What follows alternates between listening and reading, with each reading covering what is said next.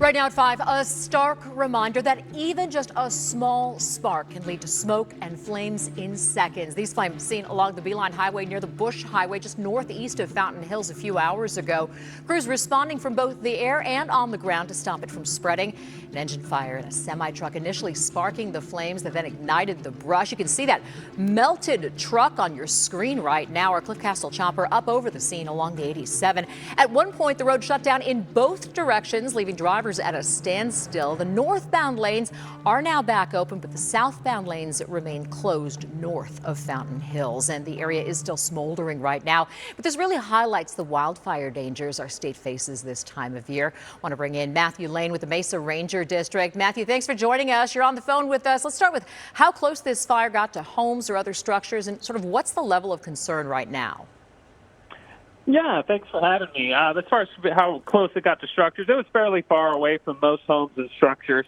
The crews are still out there working it right now. We feel pretty good about where we're at with the fire. It looks like it'll probably end up being about 18 acres. The crews will be out there for another hour or two working on it, and then we'll be able to get them back in. Yeah, we're taking a look at some of the traffic that's there because of the road being shut down, part of it reopening now. But the area is one of the major routes between the White Mountains and the Valley.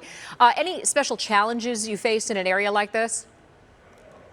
Yeah, I mean, it's a huge, like you said, travel corridor for people coming up and down, in and out of the valley. So it is a major contributor to the wildfire issue that we have during the summer months. You know, vehicles are a major start of fires that we have. So it's an area of concern. It's an area where we get a lot of fires. Yeah, and as we just mentioned, it appears this spread from a tractor trailer to the brush. That's one of the warnings we really get each year. How do we prevent these kinds of fires from even starting?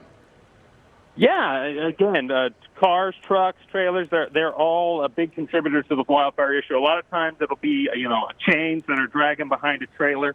Or sometimes you're coming down the hill and cars have issues with their brakes. You got to pull over, that sort of thing. We just ask that you do your best. You take care of yourself, you take care of others.